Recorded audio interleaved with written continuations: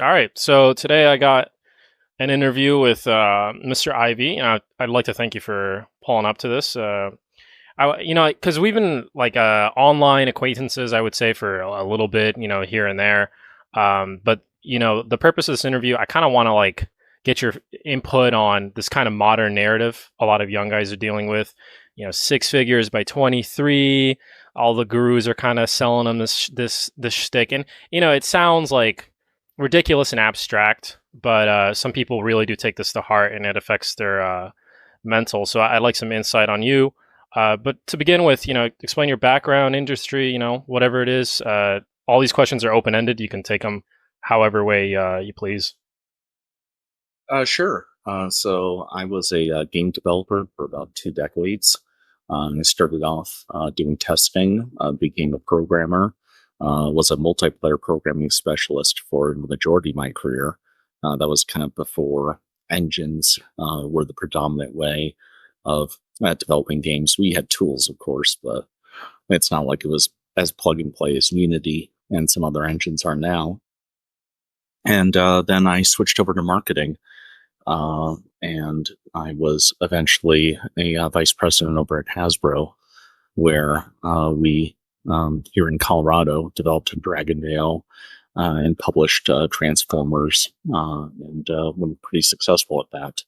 So, for the last several years, I've been working in analytics and data measurement. So, it's a far cry from being an engineer, but it's something that I realized I was better at as opposed to what I originally wanted to do in life and where my passion was. So, and me through a Discord server that I created, I believe 5 years ago, or it's about to be 5 years, called Theta Gang, which I'm wearing the hat and polo of. And what I created that was actually based off of what you now tell me is the topic, the antithesis of get rich, guru based help, of telling people that to be mechanical, to be methodical, and that wealth and good financial decisions are made over time. And it's not just getting one lucky break. Right. First off, Transformers. I've never heard of it. I'm just kidding. But but yeah, no, that's an incredibly impressive resume, and you're absolutely right. 5 years ago or 4 or so years ago, I joined the Discord. I kind of Yeah, was you're a pretty early. Yeah, I was a bit of a lurker. I would shit post here and there, but I'm glad I did when I did because it was kind of coming into the wave of Wall Street bets, all of these YOLOers, these people throwing away, I mean, multiple six figures. Like Kamikaze Cash's YouTube video covers a lot of their incredibly reckless plays with options trading. And it's interesting. It's like we kind of had a recovery period where the people coming off of the high of the COVID market saw salvation and redemption with people like Andrew Tate or all these other gurus that came out of the woodwork to say, well, obviously you failed there. Here's how I save you. So that's the general gist of it. We'll go into the depths there, but I want to start with something light. Video games and anime, dog. I want to know. Some of your favorites. Are you planning the otaku pilgrimage to the Japan soon? Because the yen to dollar ratio is crazy, bro. It's so cheap to go there now. Well, I take advantage of the dollar by going to Mexico Right. because I enjoy it over there. But actually, I've had for almost my entire life a very negative relationship with anime because I've seen it as a lowbrow and a distraction to people. Now, keep in mind, I'm not saying that you can't have hobbies and you can't enjoy things. I mean, I sold Transformers toys, so I Mhm. would be um, I'd be a hypocrite if I were saying that. But in fact, on my own server, I got so fed up with some users not being able to not talk about anime in every other sentence. We created the frat house weeb channel so that the rule is that anything anime related must be contained in the Weeb channel. A weeb contain Is allowed any a weeb DMZ. Yeah. Yeah, and to a second degree, we said that furries are banned on site because there's just no salvation for them. Now, ironically, though, with anime, one, I mean, I did work with Transformers for a bit, but I also have a friend who is I think the term is a mangaka, and he's also an animator who has worked on some Japanese shows. And originally, my avatar was based off of a background character that he based off of my likeness. Mm-hmm. So I'm not against anime as an art form. And in fact, growing up, we had where I was born in Sacramento. So unfortunately, I was Californian by birth, which is Ah. something I'll take in the grave. Well, I think we can end the interview here. Actually. Yeah, yeah. I mean, I made sure to escape that as soon as I became an adult. But we didn't have cable uh, during the time where cable was becoming big. Not because we couldn't afford it, but because city council actually restricted, like they weren't allowing cable. We were one of the last cities to get it. So I remember growing up, the channels that we had access to were the major affiliate networks, and I think Fox eventually became. I mean, I'm old, so I was like pre-Fox. Um, so you had ABC, CBS, NBC, but we also had two Spanish channels, and one of them would play Dragon Ball Z in Spanish.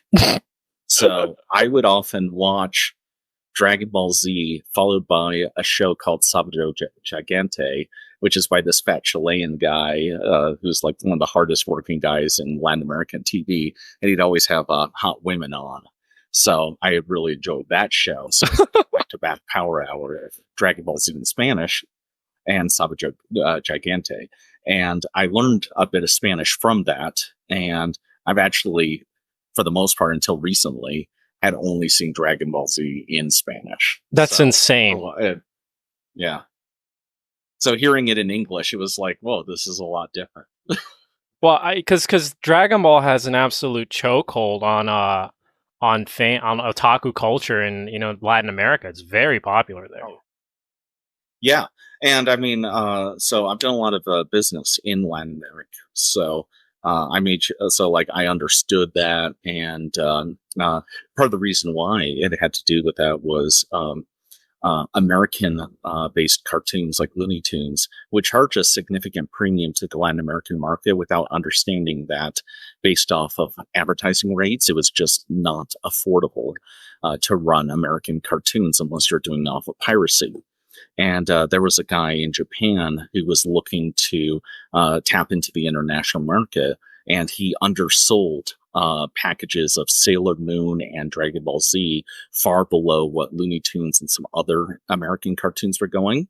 So within 5 years, basically, whoops, sorry, that's my alarm.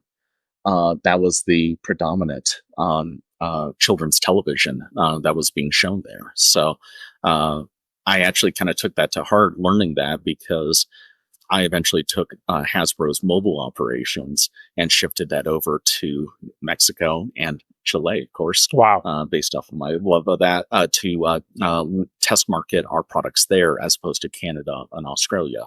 So I'm not fluent in Spanish, but I could read it quite easily.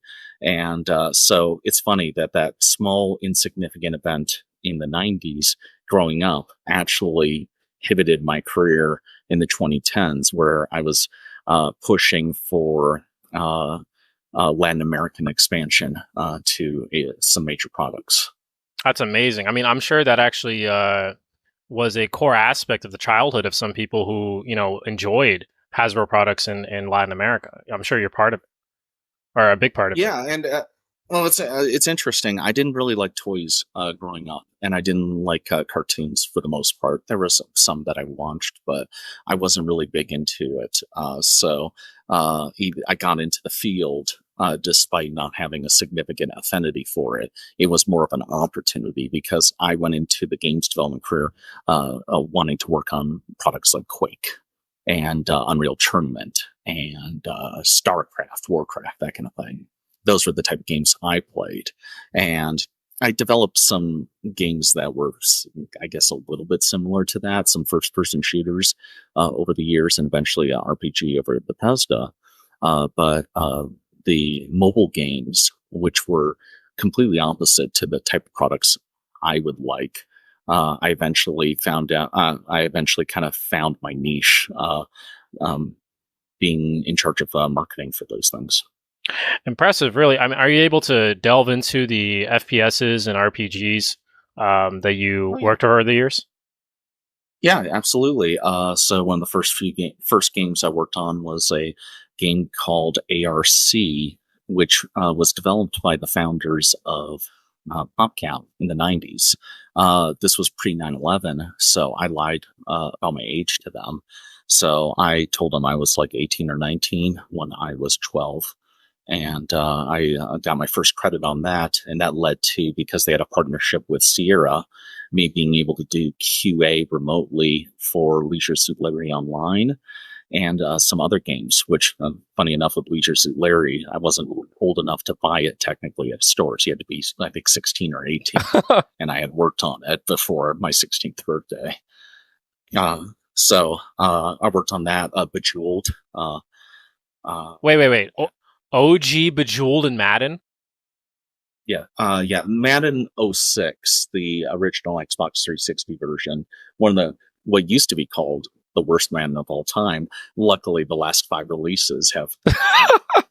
And Bejeweled was made again, but it was not called PopCap at the time.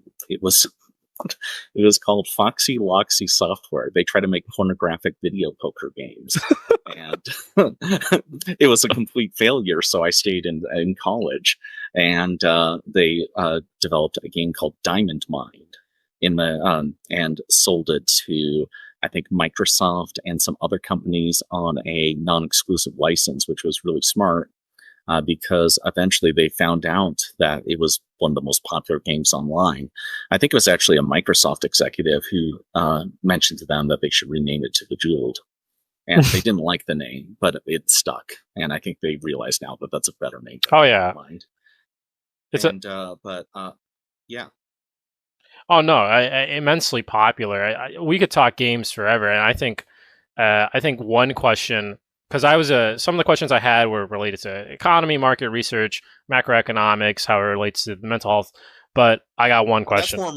That's more my domain now. Oh yeah, I haven't been in games for a decade, and I don't play games much anymore. So, but I'm happy to talk about my past because I think a lot of people, especially people younger than me, find it interesting because that was a key aspect of their childhood. Right. Much like if I were to interview, say, John Carmack or Tim Sweeney, it would be very interesting to me. Right. Well, the last question about games, and then we'll delve into some more newer topics. Comparing and contrasting, what's your overall take on how the industry's going with gacha games? Have you heard of those in Japan? With games like familiar. I'm very familiar with gachapon. I mean, I've studied a lot about the Japanese market because of our relationship with Transformers, which was a joint owned property that they had. We didn't have Japanese distribution rights. That was always not owned by Hasbro, but it was very important to keep on top of that market. And Transformers helped buy this house. So I'm very grateful for it. Oh yeah, I mean, I'm sure, considering it really took off and became a huge part of the culture. But overall, we see gacha games like Genshin Impact coming out and just destroying the market. We're seeing, loot boxes and things like Overwatch from 2015, and the overall games market these days. I don't know how in tune with the market you are right now, considering, like you said, you're not too interested with it. But comparing and contrasting, where do you think it's going to go? What do you think about it now? I mean, it seems like everything's leaving a bad taste in the consumer's mouth. It is, and it left a bad taste in my mouth about 6-7 years ago. That I thought things were going out of hand.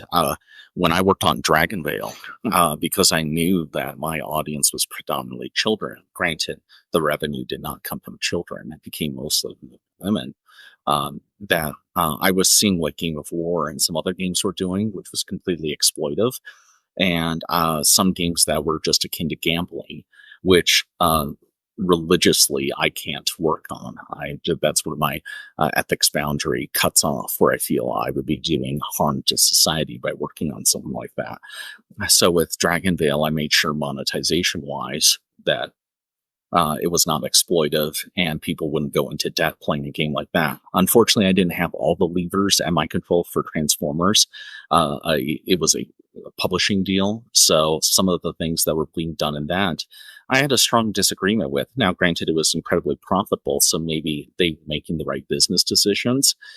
But I didn't like how there were the equivalent of VIP casino host working at that studio that would set up. I think the term right now is parasitical relationships with the clan leaders of those games in order to entice them and their clan to spend in these tournament events, which goes against my values as not just a person, but also as a gamer. In that I idealized multiplayer games, in that you started off on the same footing as your competition. In a game like Quake, yeah, there was a random first spawn, but everyone started with the same loadouts. And then when games switched over to the Call of Duty model, where there was XP and things that you could buy, and that you had this innate advantage by playing more as opposed to your skill, and that the company ran the servers as opposed to, in my day, it was run by the community. And I think similar to social media, in which you're having the whole world interconnect. And I don't think we were meant to ever do that. I think we were meant to function in tribes based off of identity, ethics, and other innate characteristics.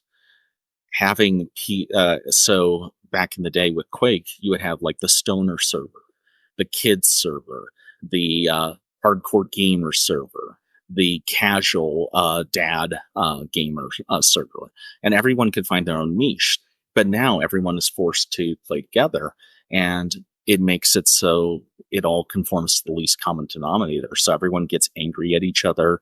It's not a fun experience. You don't forge friendships. I mean, I met so many people back in the day by just hosting servers in a regional area, whether I lived in Northern California or then moving to Seattle, or and then when I was living in other parts of the country, like Salt Lake City or Orlando, I would meet people through that. And now you just go to like ranked match, and then there's like double XP Mountain Dew weekends. So well, I get kind of, one, I don't like the medium of how people are playing right now, and two, I don't like how the industry functions. I don't think it's sustainable, in that these games are taking longer to develop, cost more, and require regular financial contributions by the players as opposed to one-time purchases. And I've been on a few investor calls where I'm invited to discuss the game industry, not because I'm an expert in that space, but because I've had experience in it, and that I do have a background in investing. And I often warn investors that I have seen the gaming industry crash, and there's a lot of signs that we are heading off that cliff, and that there is very little excitement within the gaming audience of new products. People are becoming more jaded. There's more of a yearn to go to the indie games, not because of higher quality, but just because of outright hatred of how commercial games have gone. And games like Genshin and gacha games, I think, are horribly exploitive, and I would not want to work in an industry that is considered a product to emulate. Oh, absolutely. And my day was Modern Warfare 3, Black Ops 2. That was my thing I did, especially in, adolescence and stuff. So, I think my generation is kind of normalized to a sort of toxic gaming environment, the jaded aspect between customer and marketing and customers and actual AAA studios, I agree with you fully. We are seeing an indie renaissance, but it's more so because people don't have a choice. They either get treated nice by the indie games or they get fucked over. And it's strange because it's like if a developer gives them an ounce of respect, an ounce of feedback, like with Helldivers 2, um, everyone loves them. Everyone will top the charts. Yeah. And I don't know what's being lost on. I mean, Sony's move with Helldivers 2, if you saw that, where they kind of pulled it away and made it a somewhat of an exclusive deal, it's ridiculous. And I think recently we're seeing that with Wukong, Yes, absolutely. Chinese developed game. So, yeah, and I think that's a very bad sign. And it's similar to what I saw years ago with the just exhaustion of cape shit within the film industry, that everything has to be a multiverse, everything has to be part of some intellectual property crossover, and everything was becoming derivative. I'm the kind of person who my film tastes are not going to always be mainstream, but I was like, this is just too much. It's the same thing over and over and over again. It's not sustainable. Yet companies were projecting that profits would continue to rise from that. And it's like, there's ebbs and flows of interest. And I mean, don't they remember that Westerns were really huge and then they died off, and then sci-fi was really huge. And then, detective cop buddy shootout movies were really huge. Like it's not sustainable. People can't watch the same thing over and over. Even in the Roman times, they wouldn't put on the same gladiator fight month after month. So I've actually kind of become a media curmudgeon over the last 10, 15 years, in which I really don't play or watch anything that's new. I find it that the material is often suspect, that there's still great things being released, but it takes a lot of time to find it. And I think there's been enough games, enough movies, enough books produced before the last 10, 15 years that I could survive completely off of that and still not run out of things to watch or read or listen to. Oh, absolutely. And then they think that they're going to supplement this void in the market with AI driven narratives and AI driven material. And speaking on AI, and this is the last point for gaming. Recent news, I heard that in a game like Quake or in any game, you got shit talkers, people talk shit, whatever. But now companies like Activision are leveraging AI to time out and ban people on the voice chat. It's analyzing things you say, and you don't even necessarily have to be reported for that thing to be analyzed. It's like live, like I hate to say Big Brother because it's such a tired trope, but it's like I have to, it's like you're playing with your mom right next to you. It's like, what the hell is that? I mean, it may be a trope, but it's also prophetical in a way that a lot of what Orwell wrote is coming true. And I just find it offensive. I've often said that the only speech that matters for free speech is hate speech, because if you draw the line anywhere, then that line will continue to be taken and taken and taken away from you. And I find it completely offensive to be monitored by AI and have a credit score equivalent of my gamer account on how good of a person I am. I mean, remember the balkanization of game servers in the 90s, in which they're community run.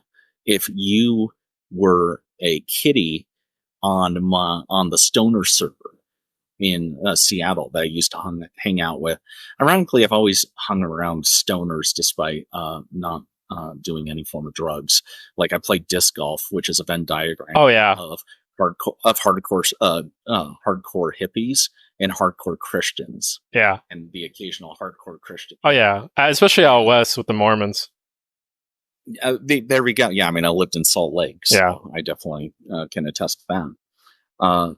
But with that, there was a community, and it was different. Like that, everyone would find the type of community that they fit in. If you wanted to be on the hardcore gamer server, and talk trash, there was a hardcore gamer server for you, and you belonged there. You didn't belong in the stoner server or the dad server. And to make it so that it's like everybody fits in this one global community where we never say anything negative. I mean, even when we talk in private, like I'm going to be a lot more based around you than I am around clients. Right, of course. But I think we're going to get to the point where Discord is going to analyze DMs and be like, "You're a racist. Your joke's a little bit too spicy." That kind of stuff, Yeah. and do the banning for you. And it's like, it's insane. It's really ridiculous. Yeah, they want to control what you can say so that they can control what you think. And they want to create this homogeneous advertiser friendly environment where nothing bad ever happens. Everything's wrapped in plastic wrap and we all complement each other, which is not how humanity has ever functioned or how it succeeds. I have gone to where I have through some positive support from people, but also negative aspects of other people and things that went bad in my life. And I find it completely offensive to have this set of guidelines written by someone who does not understand my moral compass and what I feel is appropriate to talk about, and to and have to worry about what I'm saying in fear of losing my account, losing my games, and that kind of thing. I mean, I could shout whatever I want at my old Game Boy Advance, and it's not, and the speaker isn't going to pick up and delete Mario Kart. But that's the future of what people are signing up for, and there's going to be a huge blowback. I think we saw that in around the COVID era, in which YouTube would put up those disclaimers and censor people and ban accounts. And they started off only attacking the fringe, which the majority will always welcome because they find it noisy. But that fringe is, as soon as you lose that fringe, the next group becomes the fringe, and the next group becomes the fringe. And as you've seen with companies like Twitch, with the infamous Deer moderator, you're going to have petty tyrants who use it to silence their ideological enemies. And I didn't like originally setting up Discord because I knew of the central control for my community. But I also realized that if I created like an old IRC instance, that Mr. IV's boomer server would have like 2 or 3 people max. Right. I mean, we mentioned Mikey earlier. I mean, I originally brought him on board as a partner in this because I knew that people would find the server through his content, and that it would be a good way for me to get exposure to a community. And actually, it led to I mean, in fact, the AI stuff that you're mentioning is in a way related to why I created Theta Gang Discord server. Was I have been part of multiple online communities because I'm getting older, and I've been online pretty much since the beginning of the public internet. And every community that I was a part of was eventually subverted by either arrogant moderators or ideological people who look to subvert the server.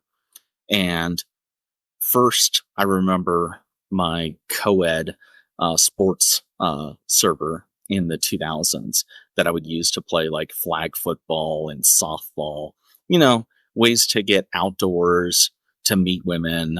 It was like one giant outdoor bar because softball is not the paragon of athletics.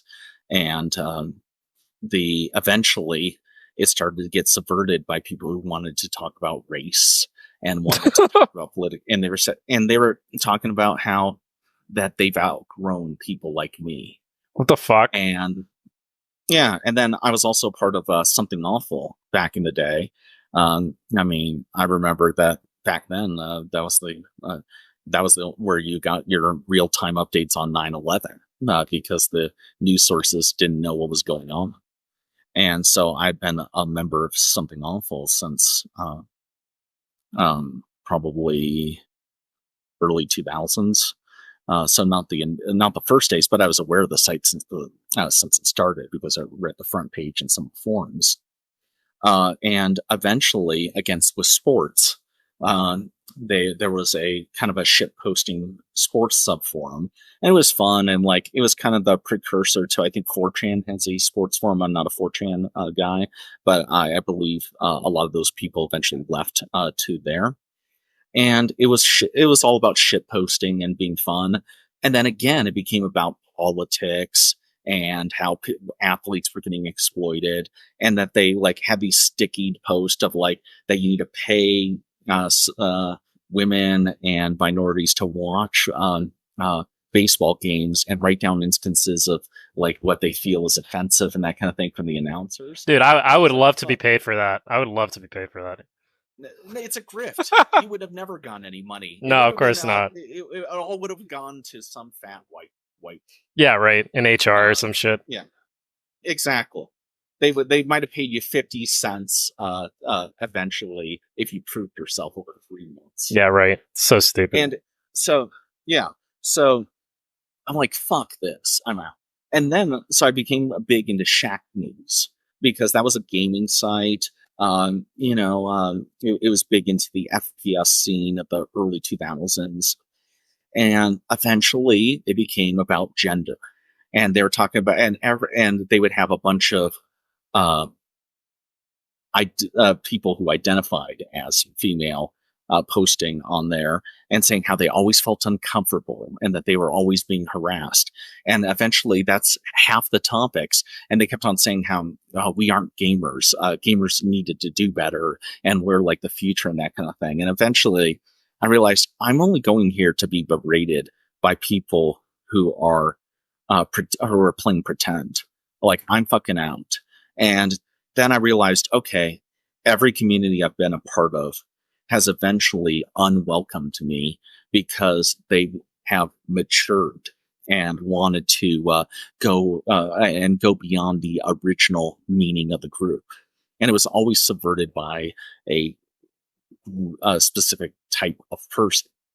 And I made a decision. It's like, okay, I'm either going to just fucking throw my computer out and get out of tech whatsoever, or just at least not be online because it's a complete waste. And I'm not going to go on social media because I've always been part of these like forums or IRC groups. And then eventually I'm like, you know what? Fuck it. I'm going to create my own. And if it doesn't take off, then that's fine. I'm fine being on Mr. IB's Boomer where there's like two other people completely in line with how I think and how I speak, and that we never grow beyond that. That's fine. And I started to uh, be watching Tasty Trade, and I was noticing the rise of Wall Street bets. And I remembered during the banking crisis of, I want to say, '08, that I remembered a lot of my friends getting involved in investing. I've always been involved in investing, but then they stopped because they all lost all their money during that time.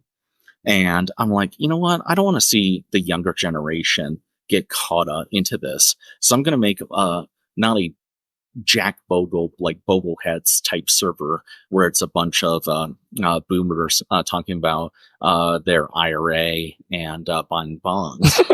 And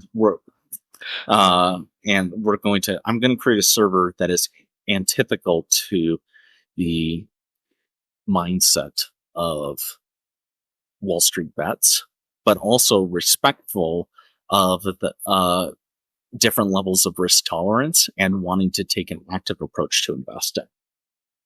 And that was the original server. And I invited Mikey and I invited a guy named Junie who had a podcast. The server was going to focus on that. But most importantly, it was going to have very lax moderation.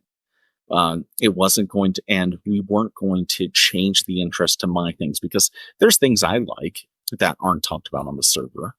I mean, I'm very religious. I like disc golf. I talk about seals and pinnipeds a lot. I did seal rescue and that kind of thing. And I'm not going to create special channels for that because again, that's how the original group gets subverted to the interest of the moderation uh, class.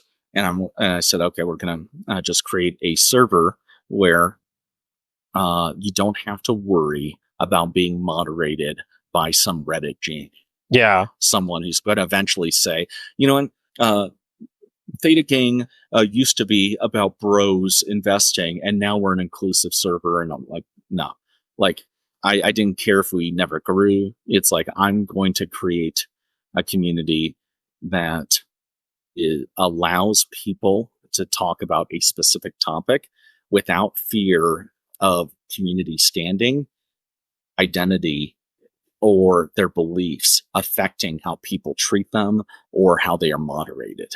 Because in those other groups, there was kind of a class system where if your group claimed enough oppression, you would suddenly be slotted above. And basically, you can take the soapbox and get attention and whine about all you want, and you'd be unfucking touchable. Yeah, basically, I mean, it's a shame because it's like, okay, you know, Reddit's Reddit, everybody gets it. There's boards that are containment for this and that. You expect it to be there. But then you have people that I would call, and it doesn't matter who they are, it doesn't matter what they believe, right? They could be on either side of the political spectrum. It doesn't matter. I call them cultural carpetbaggers, where they just kind of go to an area where it's just like we're talking about, like you said, sports, or there's some sort of thread talking about like the latest PCs or this and that, and then someone will completely divert and derail the thread to something like inflammatory. It's like, bro, just what are you doing? People, and here's the thing. I think with people becoming more and more polarized IRL, they're doing it on the day to day. I remember there was a time where talking about politics at work was just a completely like taboo thing. You never fucking do it. But during my time as an aircraft mechanic and you know, other jobs that I've had, it's just like people just wear it on their sleeves, and it's like ever since 2016, like, oh my god, dude, you know, keep it in your bedroom. You know what I'm saying? Like, I mean, I started to see that beforehand because I worked in a very politically manipulated industry in the entertainment industry. So for me, that turning point came at 2012, but 2014, around that era. But yeah, originally politics was verboten to speak about, and I think I've actually found some success in life because of that. Because I can really mask my beliefs because one, I don't like to proselytize for the most part. So I've had clients such as CNN and Chick-fil-A, and I don't think they were able to ever put their finger on what my politics are because one, I always respected what their politics were and what the company stood for. And two, that I believed as a business, it was my job to service them and not to control them like many tech companies are, in which they are more focused on manipulating people and controlling them rather than providing services. So with politics, I have many liberal friends. I have many conservative friends. Yeah, amongst my moderators. I mean, just a day ago, Dragon and I were disagreeing significantly on a heated political topic, and it never came to us calling each other names or anything. And in fact, we started a shit post together 15 minutes ago, like 15 minutes afterwards, dogpiling on a different group instead. So the everyone is treating politics as part of their identity. And I think that's incredibly dangerous and why people are getting really heated and really sour in real life, as you're saying. And I think we need to return to politics being something that happens during an election. And by during an election, I mean the day before, the days before, not the months or the years before, and not identifying their identity around it. Like your group is going to lose half the time. It's so like if you're treating that as the direction of the country or what your neighbors think about you, like I don't think democracy can work if people treat it like that, where it's a winner take all system. I mean, the original United States failed because of that, and that's why we have three separate bodies of government, and we have a republic-based system. Because the rights of the minority would be quashed every time if the I mean, what's the old saying that if you give everybody a vote on like what's for dinner, then the two wolf will always vote that that the one sheep is tomorrow's dinner. I don't know exactly how that quote works, but basically, once people use the system in order to punish the losing party, everything breaks down, and that might be where we're heading. Hopefully the pendulum will swing in the opposite direction, and we will strive more towards unity as opposed to ideology and tolerance, more so than what would be the word Like condoning us against, yeah, us against them, tribalism sort of thing. Yeah, or just affirmations. Like I think like tolerance is not having to agree with someone, but letting them do what they do. And with online tech and how it's censoring, it's not about that. It's about endorsement. And again, the world, the country, even your city is too large for that. There is too many intersections of things that are just simply non-negotiable.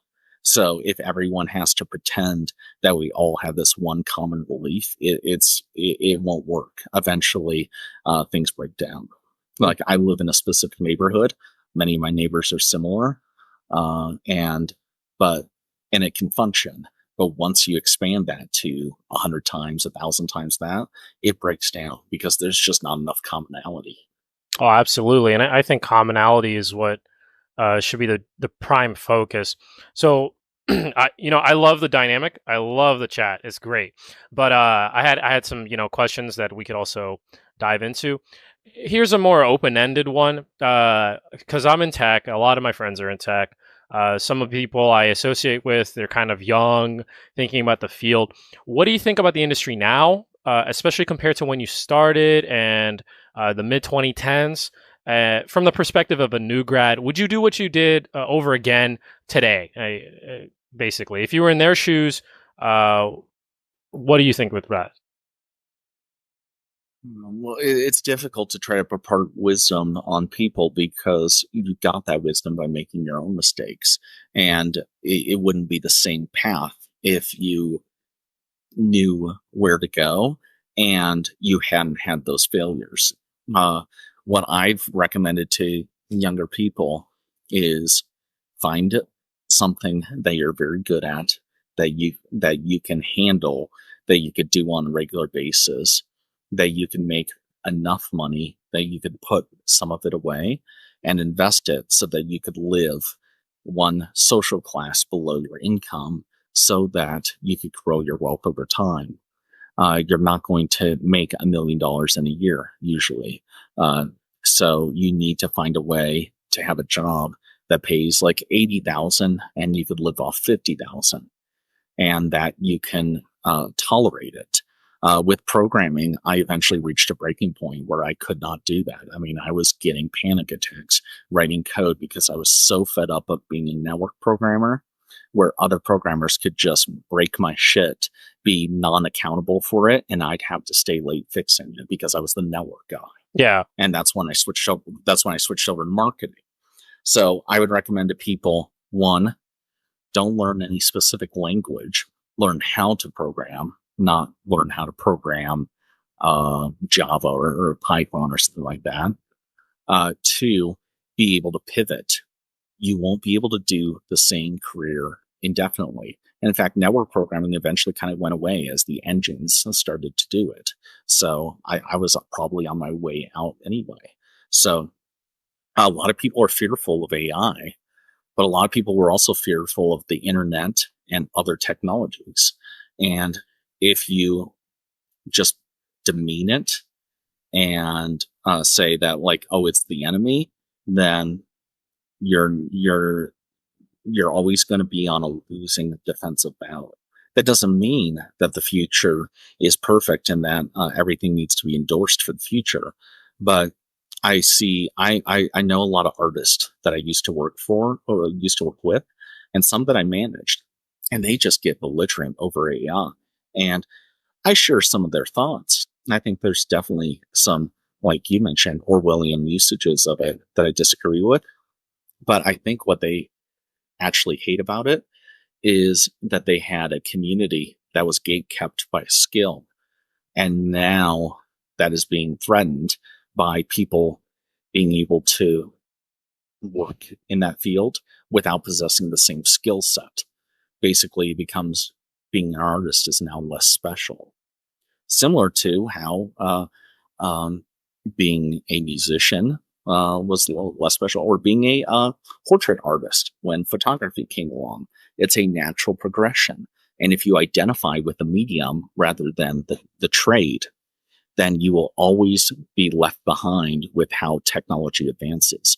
You will eventually, what you originally did is not going to be a career. And it's been that way for a long time. I think people forget about it, that secretarial work used to be very different. Data input work used to be different. Mainframe databases used to be different. Writing used to be different.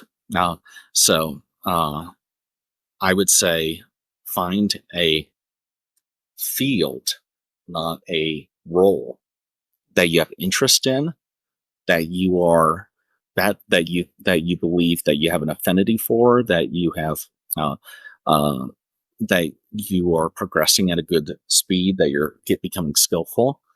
And if you become part of the top 5% of that field, you'll never have to worry about losing your job, recessions, and that kind of thing, because there will always be a demand for the upper 5% in any field, even during a recession or during an industry downturn. Yeah, and I think a big issue with new grads is raising confidence through experience. But especially with, specifically speaking, with CS graduates with programming, I mean, I'm hearing horror stories about people going from internship to internship to internship and not being sent a final offer. It seems like a lot of businesses are rotating into a model where it's like, okay, instead of having a bunch of mid-level recent grad programmers, will just have a couple seniors and a revolving door of interns. It's kind of hard to stack that experience up. But do you think this is some sort of fundamental paradigm shift in which this is how the industry will be because of the glut of graduates, or do you think it'll kind of cool down and it'll normalize? I can't predict the future, but I can empathize with the recent grads, because when I was going into the job market, the game industry and the world economy was absolutely decimated. And I was going against 20-year veterans in interviews and getting very little progress and having to apply to hundreds of companies and eventually having to settle for EA, which was one of the biggest mistakes in my life. So the I empathize with them, but I also wouldn't say to give up. I mean, I think it's important to fail. And it's unfortunate that a lot of young people are being set up for failure. But I wasn't good at speaking when I was younger.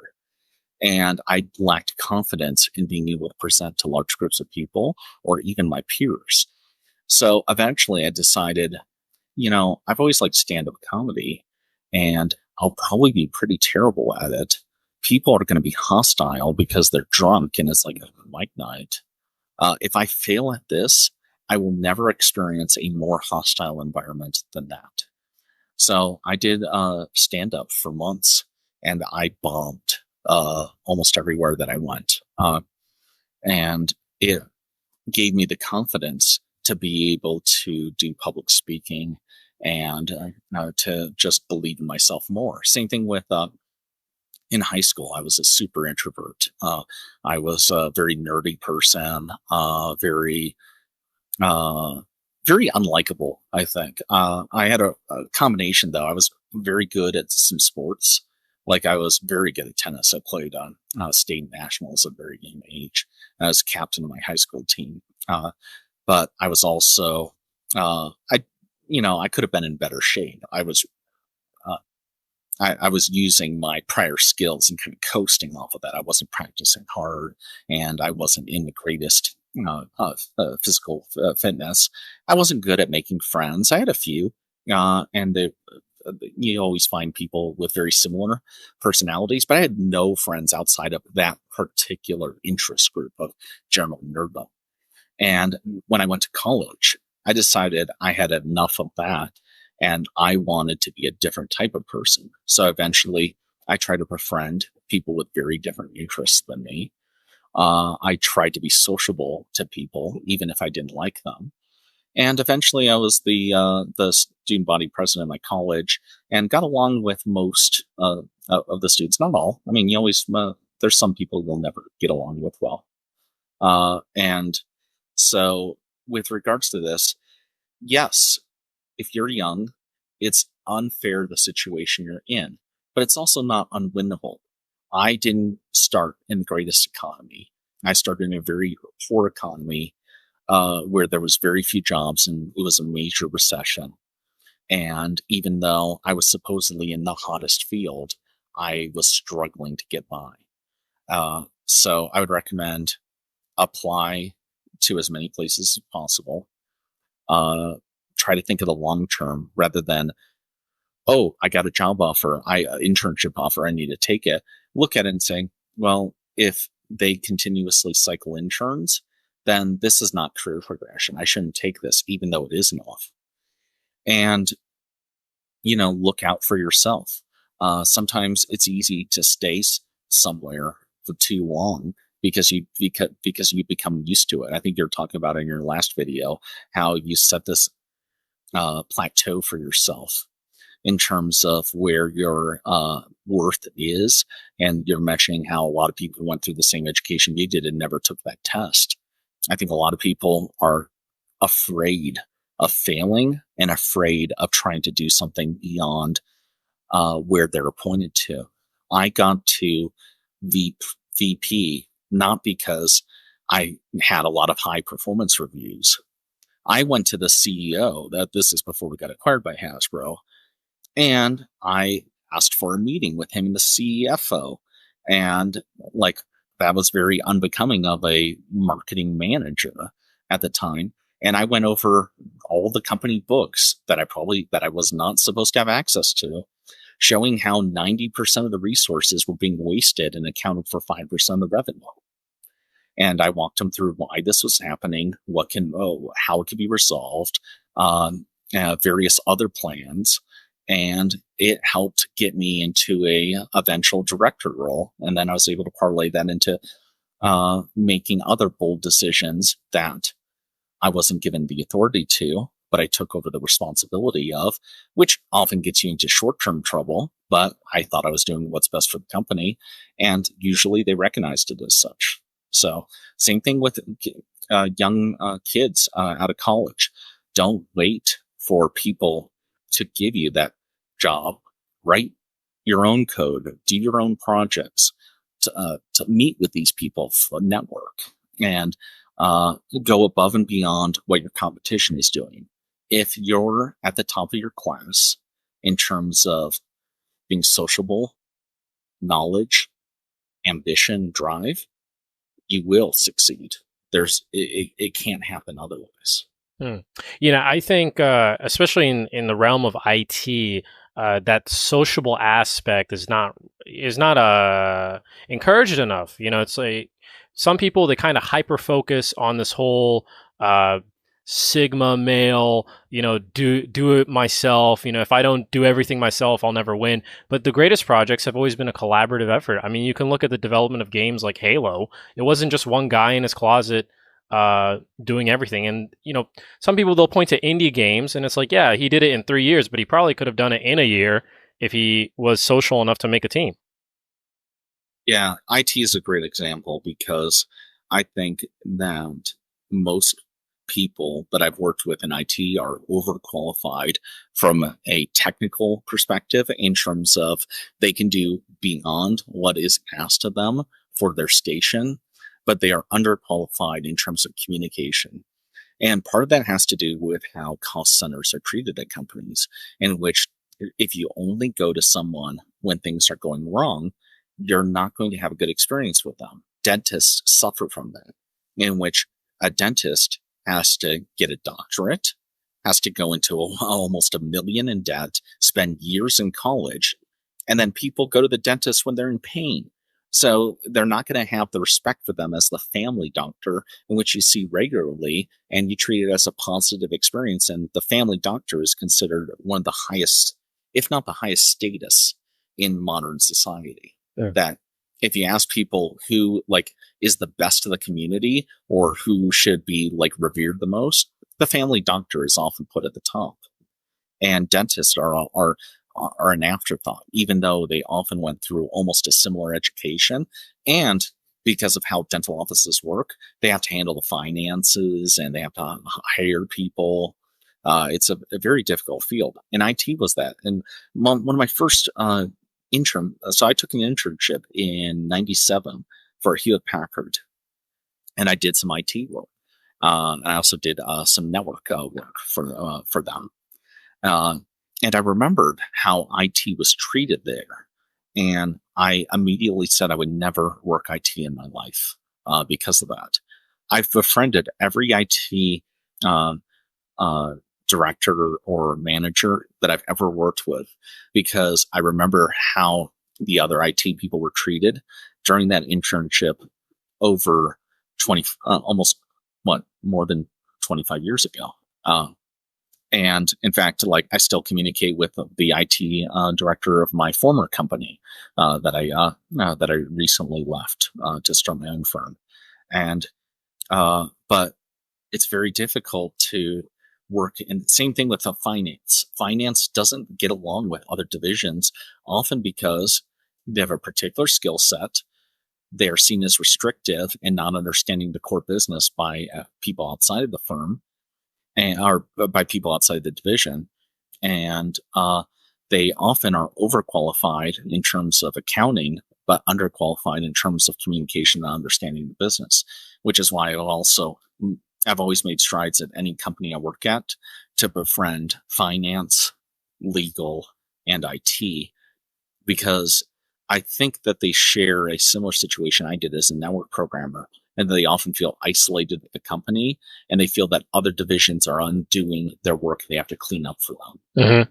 Oh yeah, I mean you have a lot of divisional conflicts, especially when you're all working on the same project or in the same area. You know, people don't clean up after themselves, or people cause other issues. Like especially if you're the on call for a certain division, like you were well, not the on call, but more so responsible for any sort of networking issues.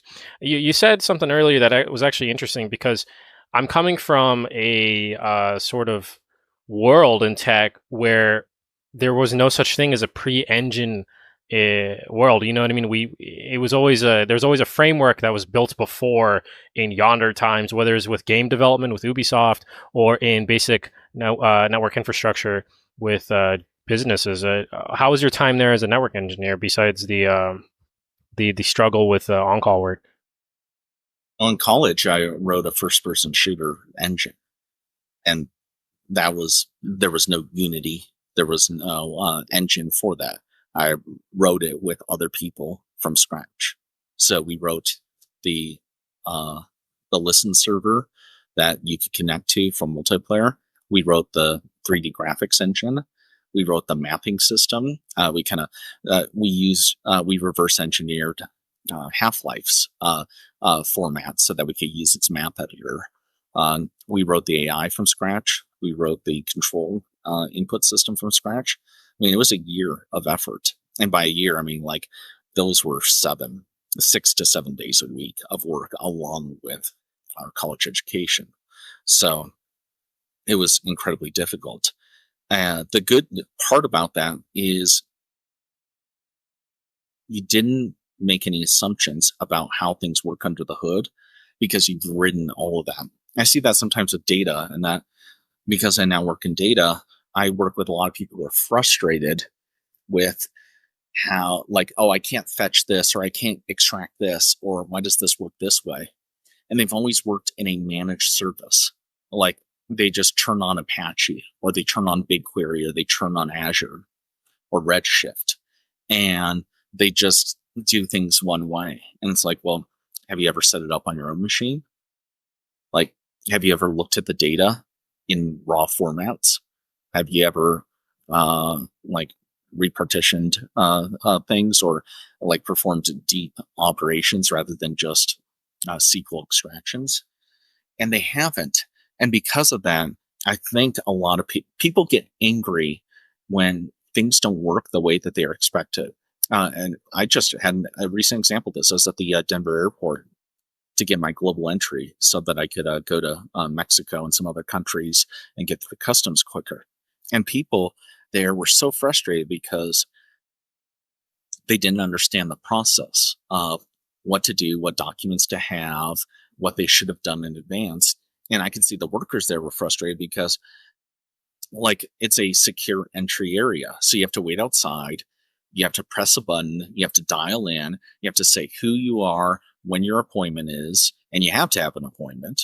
And you can't schedule an appointment on the phone. It's a very esoteric system. But people get angry, and that kind of goes into Dunning-Kruger, in which the bottom quartile of understanding will overestimate their understanding of the situation to the upper quartile and will be frustrated when the inconsistencies happen. It's the example of an older person getting mad because the computer doesn't work without understanding anything beyond it doesn't do what I think it should do.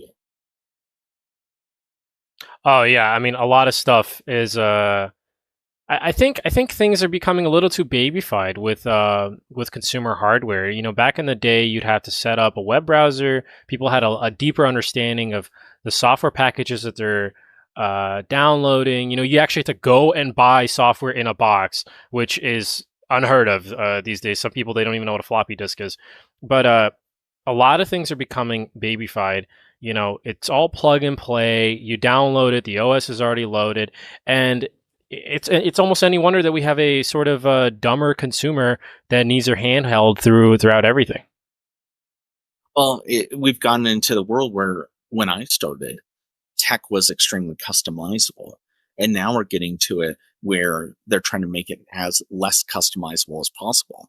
I mean, Windows environments used to have like shell modifications and you could do gestures and do all these things. And now Defender treats that as a virus if you try to do anything to the Windows shell. And even like Discord, I get frustrated as hell because there's no way for me to disable threads as an admin from an admin perspective, meaning that every time I hit reply, I get a prompt saying, start a thread, click here. And it pisses me off. Yeah, But, Slack does that as well. It's really annoying. oh, Slack has gone so, but at my company, we don't support Slack. So even though our clients sometimes ask, like, oh, can we join your Slack server? And I say that we actually don't believe in real time communication and real time data, which is very different than almost everyone that is our competitor, because they're always talking about real time and like all this. And we actually believe in epics, in which data only becomes available more than 1 week after it's occurred and it's been audited by one of our analysts, and that we have verified its authenticity. And sometimes we do manual drops of data because we don't believe it conforms to standards, and then we believe that there is an element of fraud to it. And people are alarmed by that. And many clients, potential clients, would say, well, that doesn't work for us. And we wish them the best because we know our services aren't for everybody. But Slack is such a distraction. The human brain can't handle all these different inputs. And I'm a guy who grew up with technology, who was very good at video games, sports. So I have fine motor skills. I can handle complex data sets and visualizations. And even I've reached my breaking point. And that I had a coworker at my old firm, and he scheduled a meeting 5 minutes. It was like 12:25, and he was scheduled a meeting for 12:30, Mm-hmm. and I didn't show up. And he was like, "Well, I emailed it to you." And I say, "I only check my emails in the evening or in the morning. I do it twice a day." He's like, "But people need to reach out to you." I'm like, "Well, if it's emergency, you can call me." I say, I don't check. And they're like, but like, they're like, no, you need to work like this. I said, I can't.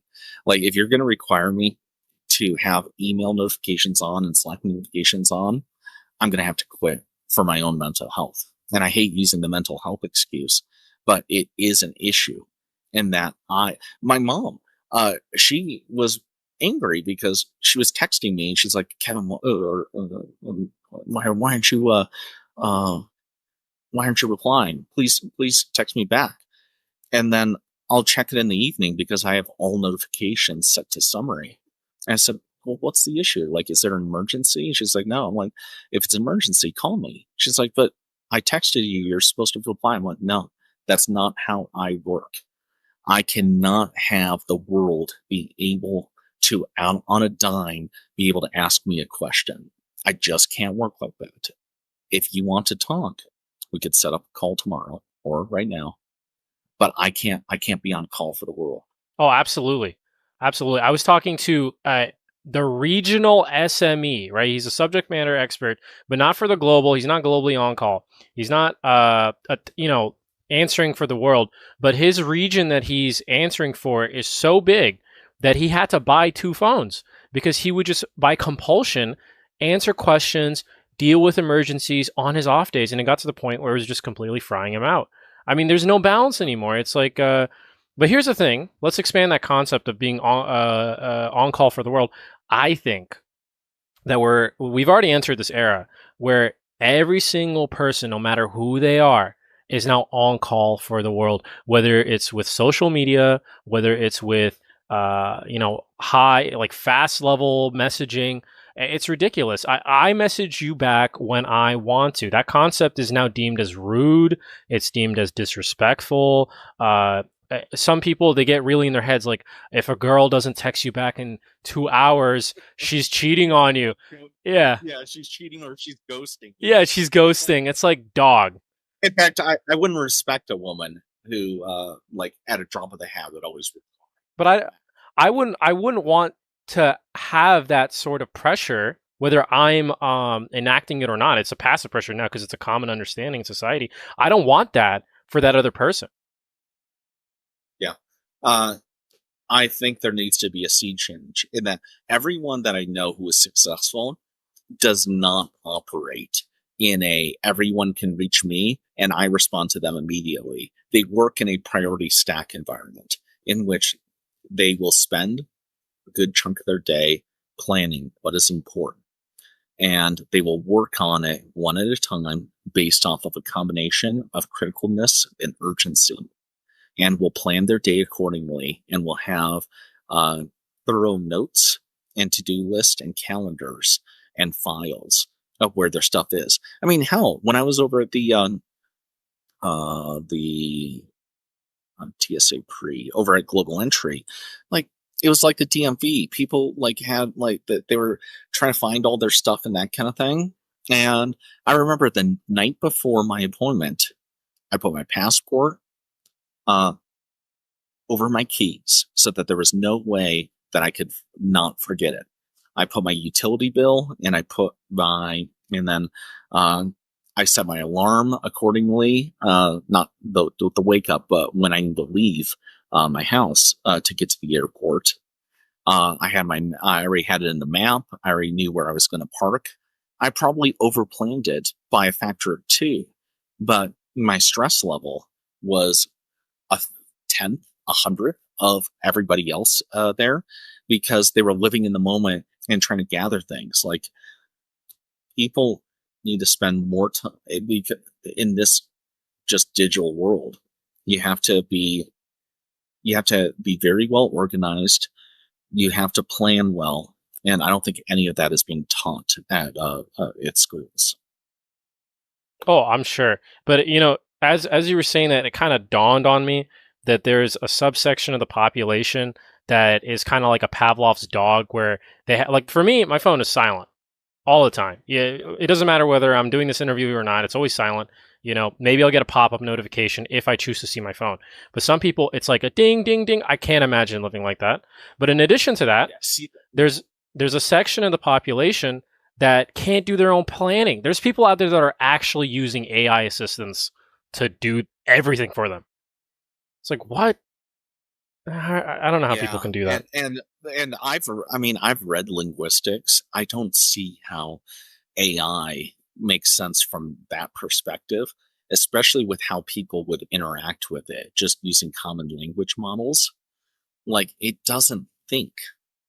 So to use it as a scheduling system, that's almost a very dangerous step, similar to learning math on a calculator, Yes. in which the calculator is incredibly useful, but it shouldn't be your very first experience with math. No, absolutely not. And I think as it gets more and more sharper, people are going to get duller. I mean, think about it this way. I genuinely believe that overstimulation, especially in the youth, is just destroying them. iPad kids, and this sounds like boomer shit, but it's getting to the point where I know people who are 23, 24 that I can't sit and have a conversation like this across the table because they always have to check their phone.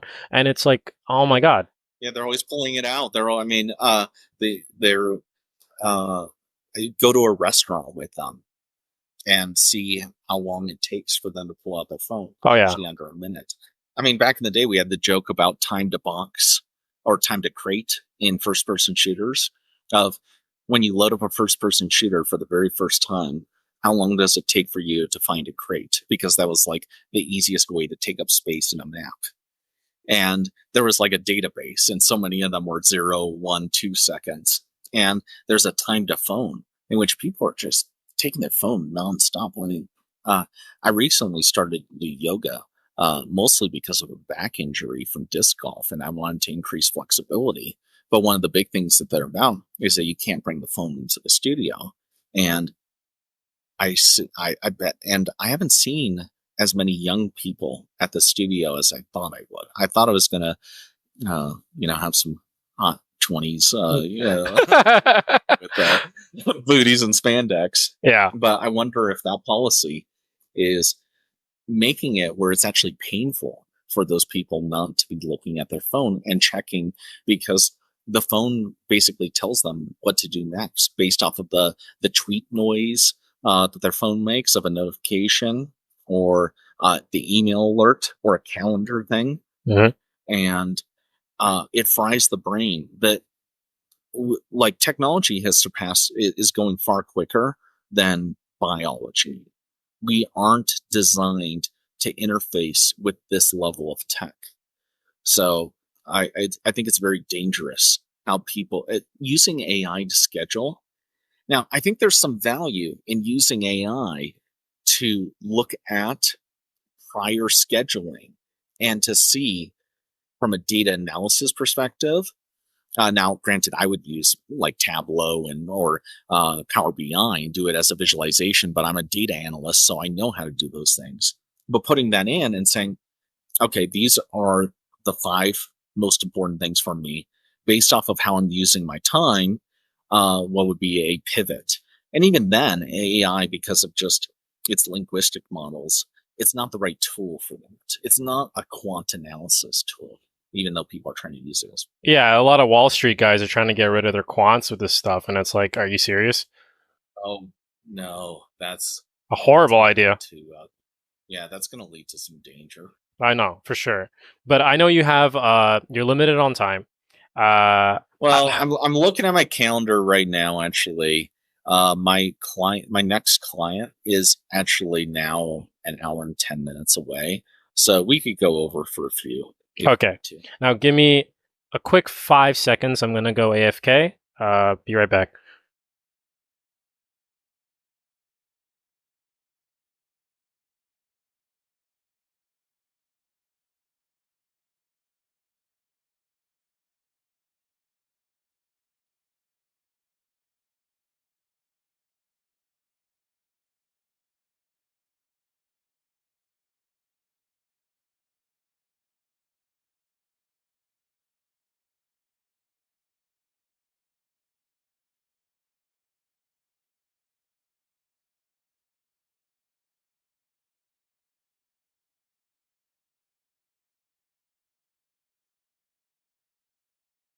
Hello.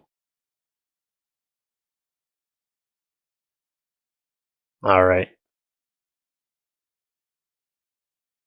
think he's AFK as well. One point that's really interesting to the listening audience is that that 5 seconds that I've just taken to step away from the camera, to 5 seconds of nothing going on, a bit of dead air. You might think, oh, you should have edited it out, make it look a little bit cleaner, that kind of stuff. Yeah, maybe.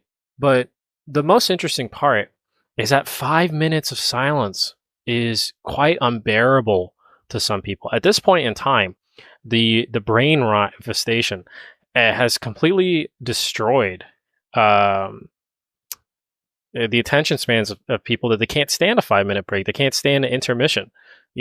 People complain about long movies in America and how, hey, Mr. Ivy, you're back.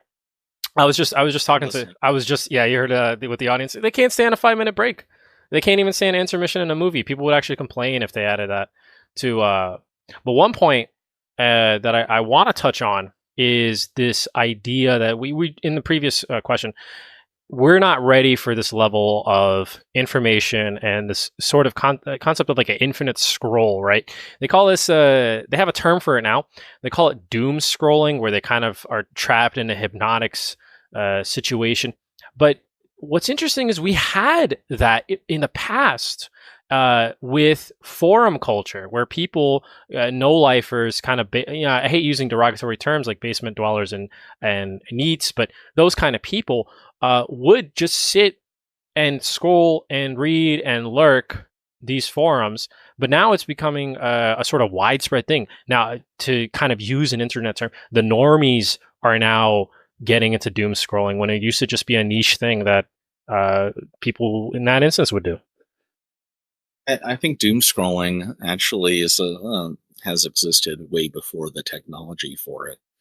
People would watch television and just keep it on the same channel and just continue to watch, or even just click through and hit channel up, channel up, channel up, and just do that for hours and hours. Or at a job, they would like just, rather than do their function, just read a newspaper for like minutes, hours, and just avoid actual work. So I think it's a natural brain reaction to when you don't have a plan and you don't see the next action as positive, that you'll get hurt, that either it'll be a mental toil or a physical toil, to avoid it. So we create our own, what would you call it? Our own procrastination technique. And that's why we get into the doom scrolling and that kind of thing. And which is why I don't use social media outside of, like, following a few Japanese aquariums on Twitter. I don't think it's a healthy environment. I think Reddit and Facebook and TikTok are just incredibly dangerous. And I don't know of anyone that I've ever met that was successful because of how they use those platforms. And keep in mind, I've spent tens of millions of dollars on my own advertising on for companies that I worked at, and I've managed hundreds of millions of dollars to spend up from other companies on those platforms. So I know how they work. I know how people use them. And I think it's similar to, I have a friend who just recently lost his job, and he's playing scratch off tickets. And I tell him he needs to stop. I said that, like, look, nobody I know who's financially successful does this. And the problem is, I'm not worried about you losing.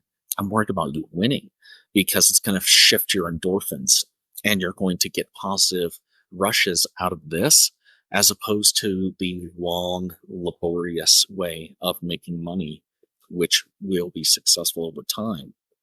It's like hiring a prostitute. You're getting immediate sexual gratification, and that's unhealthy. It's going to undo everything that creates positive relationships with people.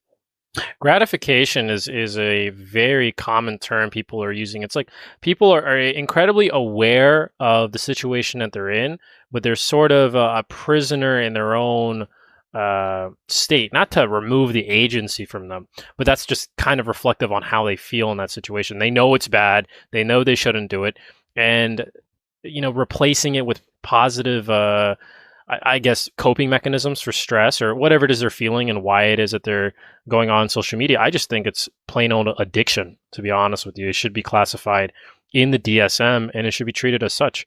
Uh, Speaking of the advertisement part, being in the social media scene, I don't think that these companies that are investing this much money in advertising and social media are getting the returns that they are. Is it really that lucrative for the business No, to advertise? no, but there's many reinforcement mechanisms that cause it. That marketing departments are now rewarded based off of the attribution that they receive from the customer base, meaning that the software detects how many new customers that their ads supposedly drove into the system, and they are judged solely off of that. Wow, that wasn't possible 50, 60 years ago. Even with coupons and that kind of thing, you didn't have that form of direct attribution. So you have a executive team that hires a marketing team based off of that, not based off of that system, because that's how the industries are doing it. The advertising platforms are showing a line that goes up, giving them giving advertisers gratification, even though their business line isn't going up. All it is the Facebook line. And Facebook is always going to take more credit than they deserve because they're self-grading their own homework. So it's a house of cards in which everyone is doing it. Everyone is scared to buck the trend. And anyone who does so is seen as underperforming. I go to clients and I say, half of all online advertising is fraud. The other half is also fraud, but it's more difficult to prove. So there's not a sort of, I'm sorry to interrupt.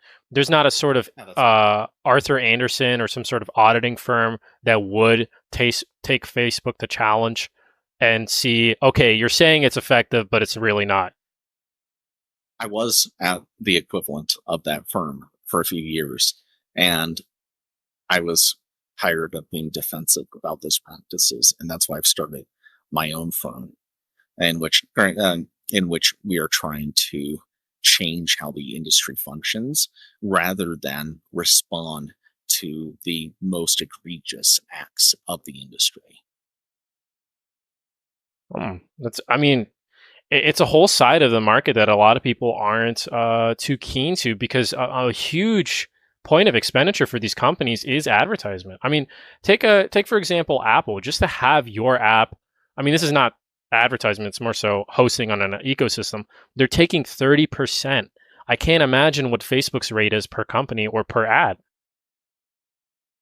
Yeah, and remember, Facebook makes places ads based off of how to maximize the value of their ad network. They're not a client of yours trying to maximize your revenue. And the data that you're sending to Facebook is incomplete. And the data Facebook is sending to you is incomplete.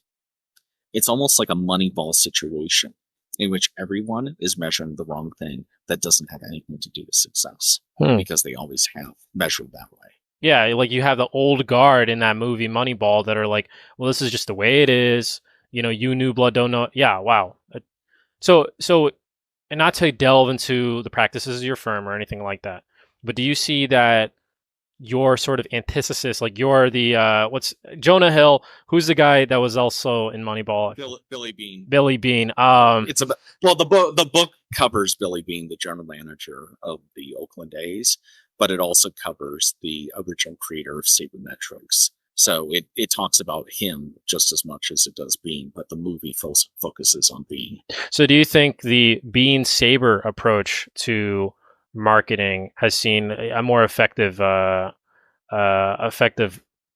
benefit to the bottom line of these businesses than just throwing money at Facebook and hoping for the best? Yeah, I'm proof of it. I transformed Hasbro's online business, and I've transformed other businesses that have taken an ideological approach of whatever Facebook, whatever TikTok, whatever Twitter tells you, fuck them. I don't care about their data. All I care about is the dollars that I spend in marketing and the revenue that I receive.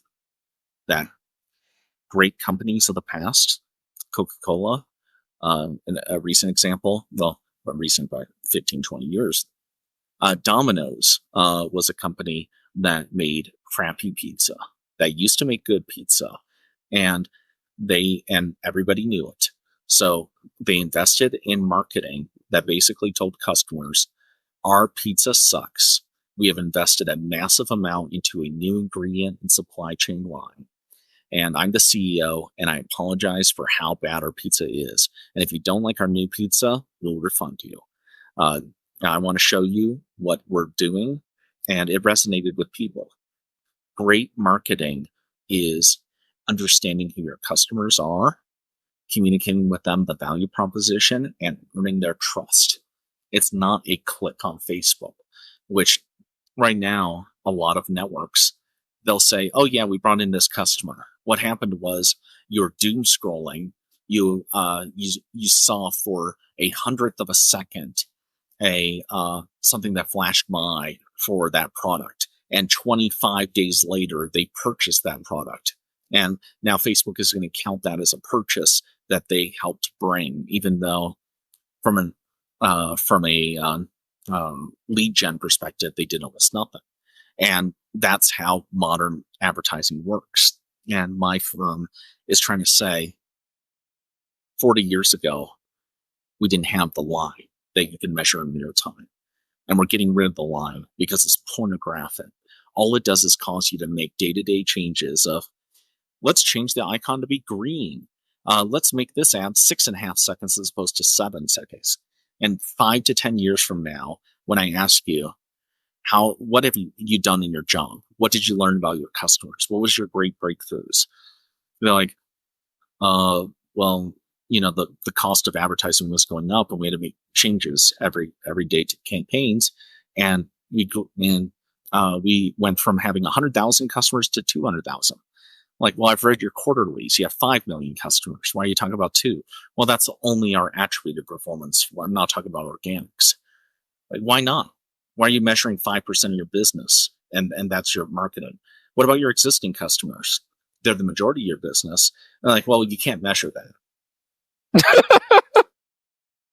It's like you call yourself a performance marketer. Both of those words are not deserved, because what you're doing is not marketing, and it sure as hell is not performative. Well, it's a performance. A company, right? Yeah. Yeah, it's almost like freemium games. Yeah.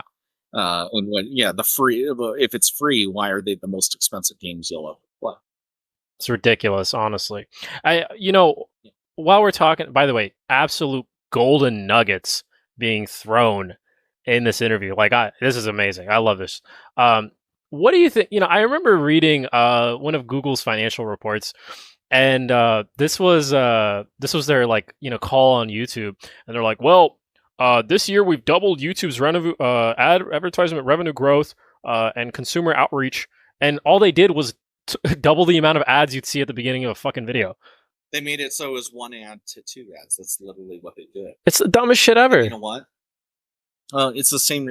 Have you ever seen videos where they had that stupid click subscribe animation, ding, ding, ding, same thing that shows the beginning of the video? Yeah.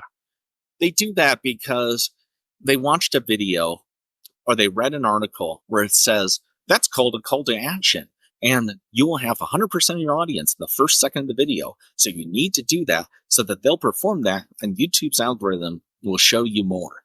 Will show your content more. And then they'll add that little thing, and they'll see, oh, wow, in the line graph on YouTube, it shows that I do get more subscriptions and I do this more. But here's the thing. YouTube's algorithm is designed to maximize the watch time of YouTube. If a certain percentage of people are sea lions that will simply do whatever is commanded of them, and they do that, but those people don't come back, and they don't know who you are. You didn't market your message. You didn't resonate with them. You just got the sea lion to click on the thing to get to the fish. And so they see the line go up, and they think, well, I got to do that. And now everyone does it. it doesn't actually help their channels. It doesn't cause them to get more of a regular audience. And there's a famous thing from musicians which says, it doesn't matter how many times your thing is played on the radio, it doesn't matter how many albums you sell, you need 1,000 core fans. If you don't have once you have 1,000, then you have security, because those 1,000 fans will support you for the next decade or the next 2 decades. So don't be caught up in the charts. Be caught up in getting a fandom. And marketing has become subverted, where it used to be, how well does my audience understand the product? How many people in my total available market are aware of my offering? How does my product compare to the competition? What type of feelings does my product evoke in the customer, and what conditions them to purchase it? To now, if I run 4 Facebook ads as opposed to 3, Facebook tells me I get 20% more audience. Oh, It absolutely. doesn't mean anything. It's so ridiculous. And I think one of the biggest missteps in marketing these days is the complete lack of respect for the customer. They think they're idiots, right? I think, for example, one product that is just marketed like dog shit is guns, right? You know, if you have a company, oh, dude, you know, they got some hot model, they got this and that, they got some like lumberjack looking dude with a Black Rifle Coffee Company t-shirt. I'm just like you know, that kind of shit. And it's like, you know, for the average consumer or an untapped market, say, I don't know, um, moms that are thinking of getting something for their personal protection, that's completely going to isolate them from buying your product, right? Until you have a product that has built up enough reputation, like something like Glock, that you don't even see advertisements for them as much as you do something like 6 Hour or Taurus. Yeah, people, when I meet with some clients, I ask them who their audience is. The worst answer is, "Oh, it's for everybody." You wouldn't believe how many times companies.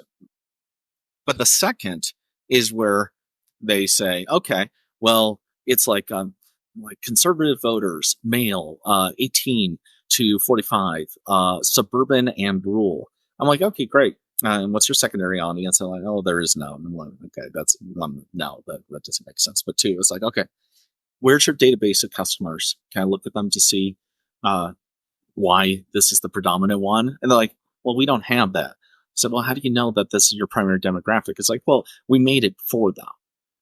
And I said, "Okay, like, and in this example, I saw, and I realized that that was probably their primary demographic, but I knew that there was probably a secondary demographic that was very different from that in how they would use their product, because they would be more conservationists. I'm not going to be specific about the product." And then I talked to them, and then they were like advertising on Fox News. I said, "Well, what about CNN?" I'm like, "Well, that's that's mostly watched by liberals." And I said, "Conservatives hate watch CNN, who watch CNN just to be mad at it." Oh yeah, for sure.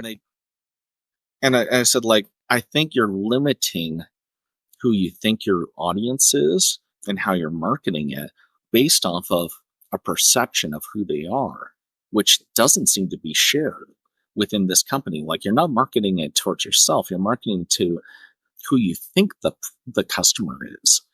And that's very different, because, like, I worked on things like My Little Pony, and who would have guessed that it would have become so popular with adult men?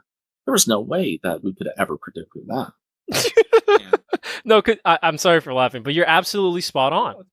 I was trying to think of like a straw man audience, and I think the best example is My Little Pony. Who would have known?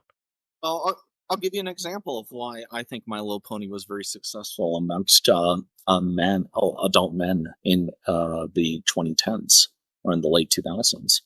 Um, why was Star Trek popular for young nerds, besides the science fiction aspect? Ah, that's a I good question. think, and I'd like to hear your answer, because I have my own.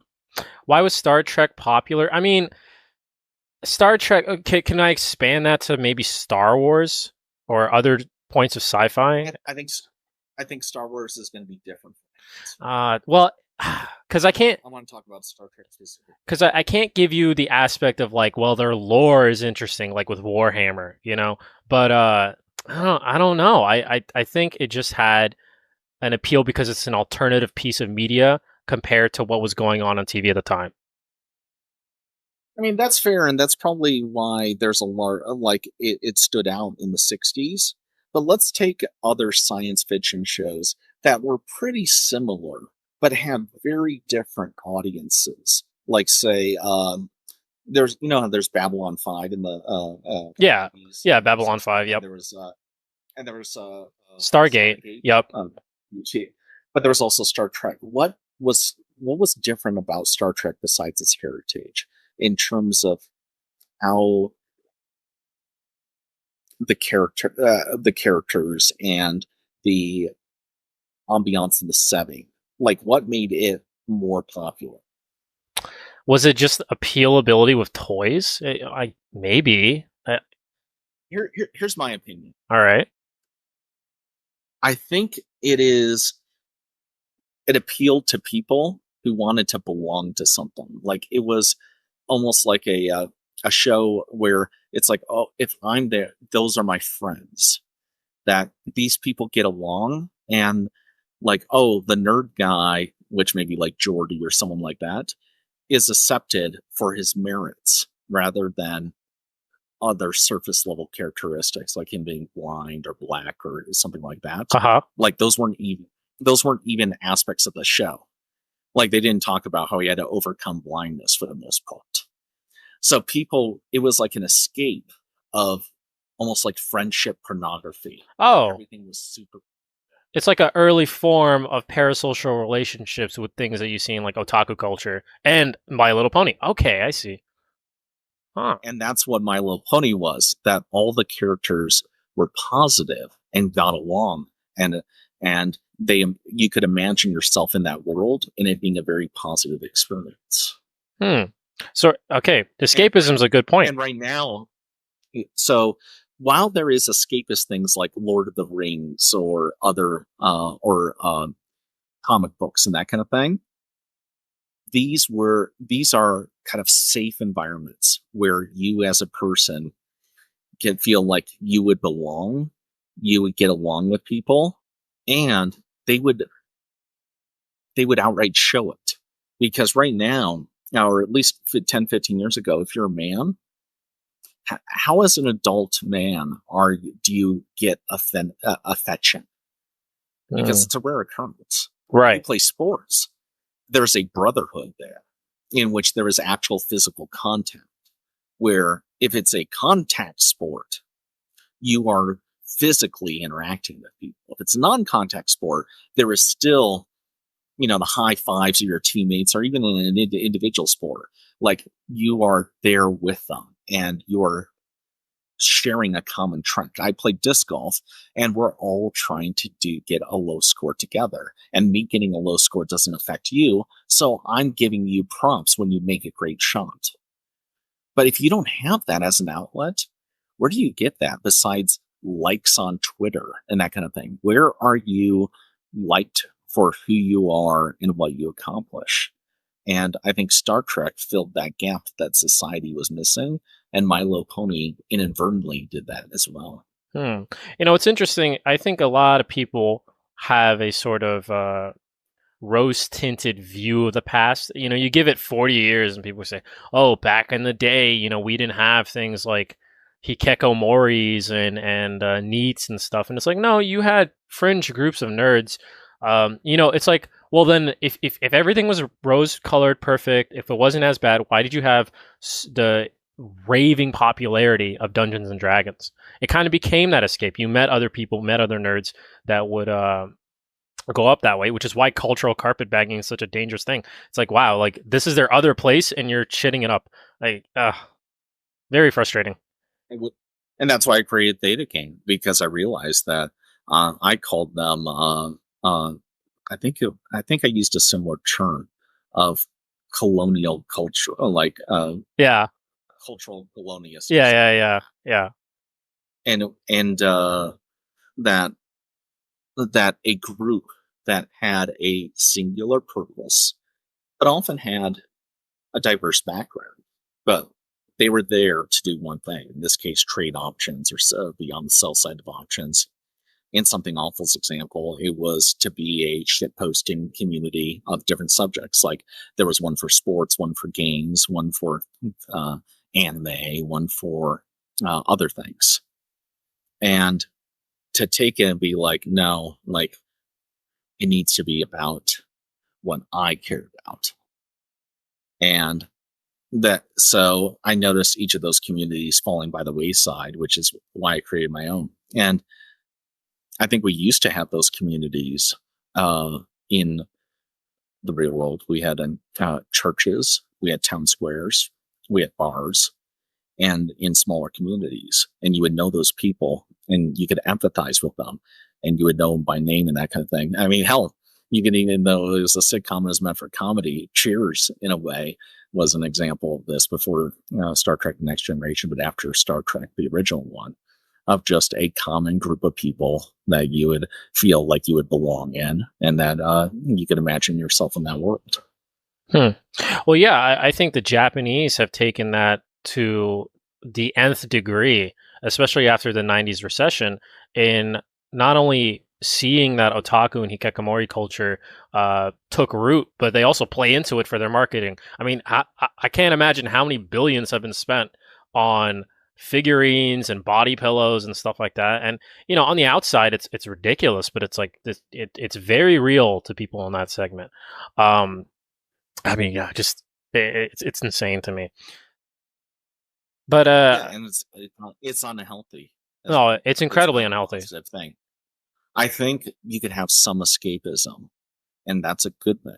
Like Lord of the Rings, for example, or various book series. It's okay to read those occasionally and to get lost in that, to take a little bit of time out from all your responsibilities.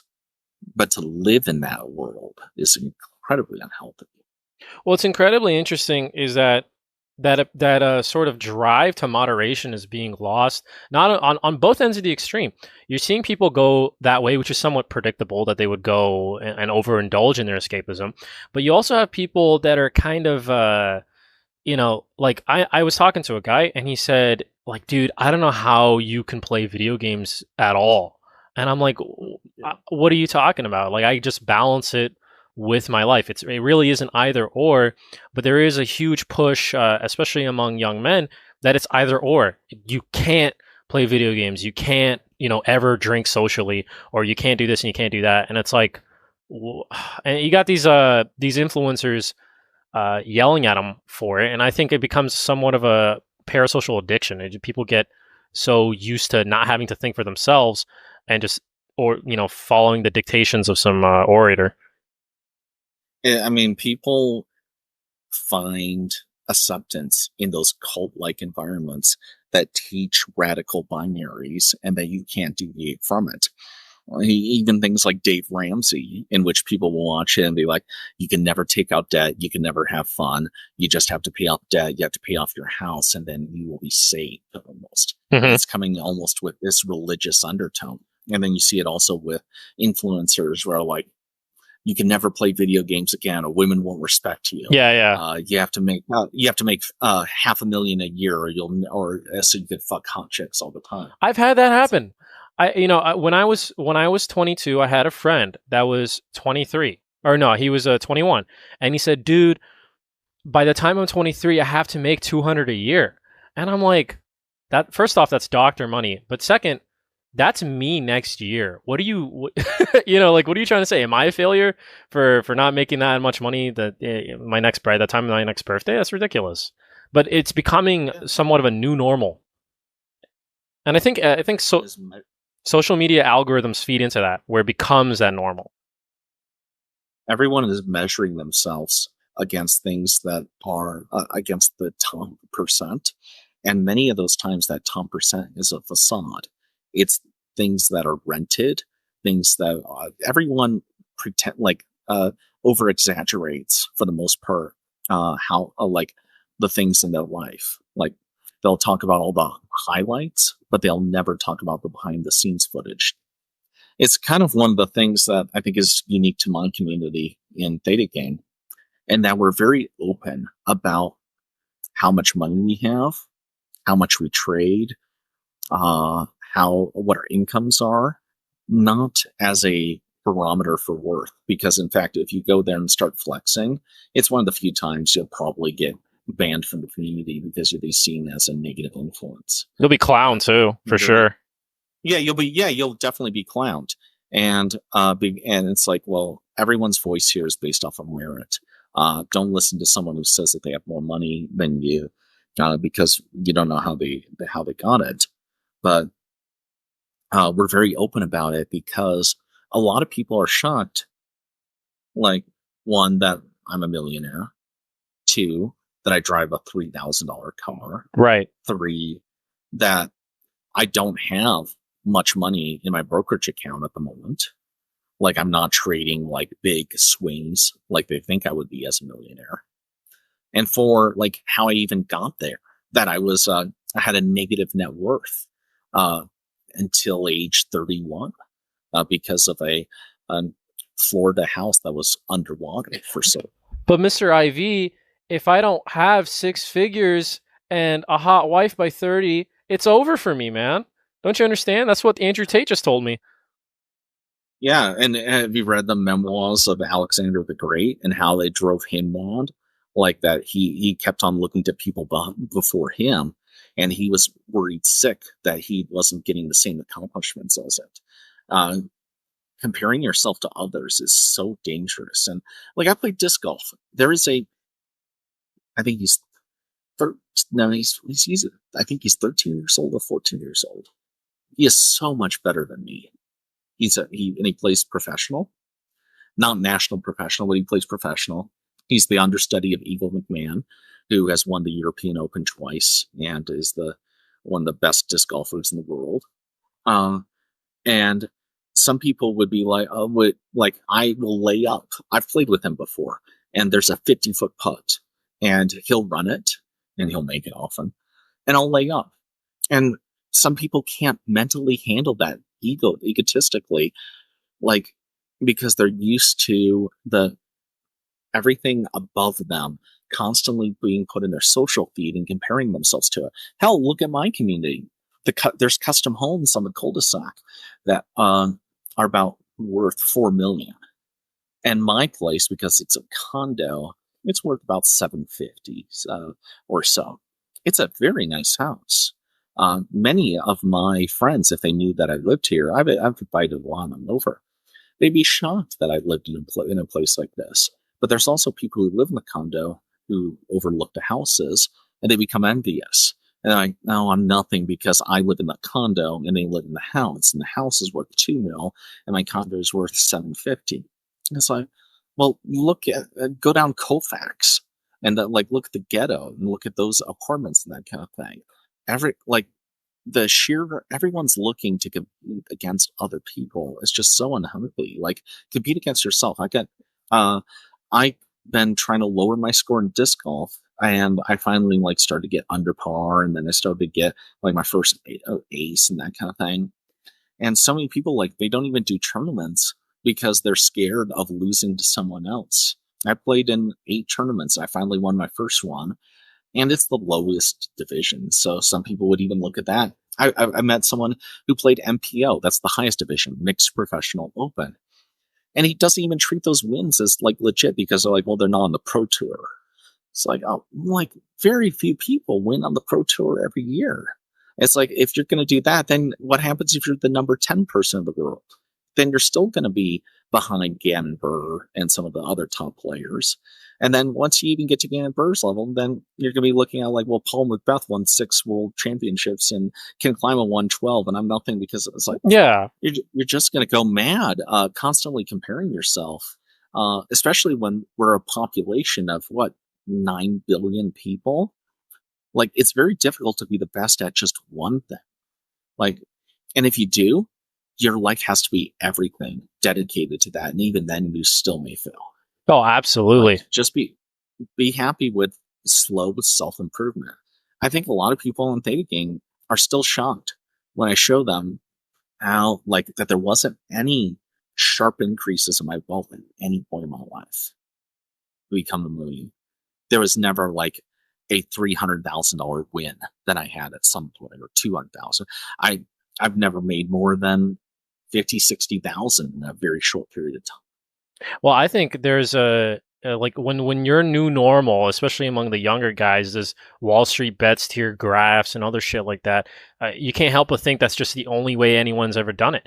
But in addition to that, you made a really good point about how even though you're in a condo in a nice area, there's people looking at $4 million houses. There's people who live with their parents, right? Who have a sort of a shame for it, even though they're stacking money, which I don't understand. And they say, "Oh, dude, my friends just moved out, and they got a nice house or they got a nice apartment." It's like, dude, are you shitting me? Or the cars point, and I could talk about that for hours, but you just said, I mean, like, people think it's really strange that Warren Buffett drives a car from like 2008 or 2006, and people would, Yeah, my car's 2005. yeah, you have an older car than me, and even my car is like 8 years old. It's insane how people think that they have to keep up with an image.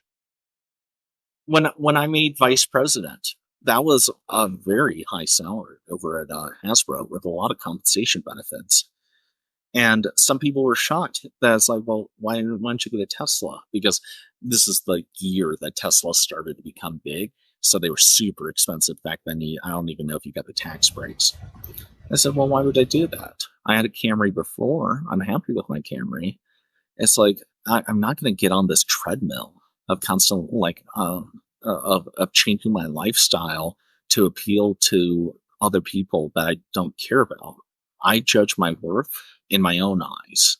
And I said, like, the things that I care most about are the criticism of my friends and the praise of my enemies. Because the praise of my friends is often superfluous in that they do it out of kindness towards me. And the criticism of my enemies is with typical hate, so I don't listen to it. But when my enemies praise me, I know I'm doing something right. And when my friends criticize me, I know I'm doing something wrong. And so 95% of which falls into the other two categories, I just flat out ignore.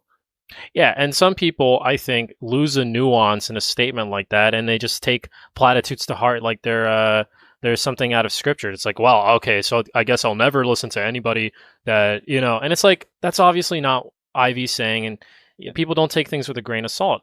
But first off, based in Camry pilled, I fucking love those cars. Absolutely, those things are horses, bro. I love them.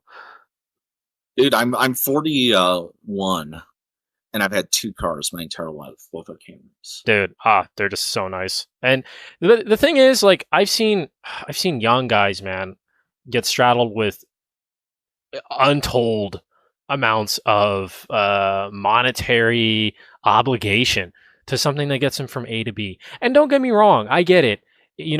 If it can work for you financially, and I've met people where it works for them financially, fine, do it. But don't you want an extra 1,200 a month? Don't you want an extra 2K a month?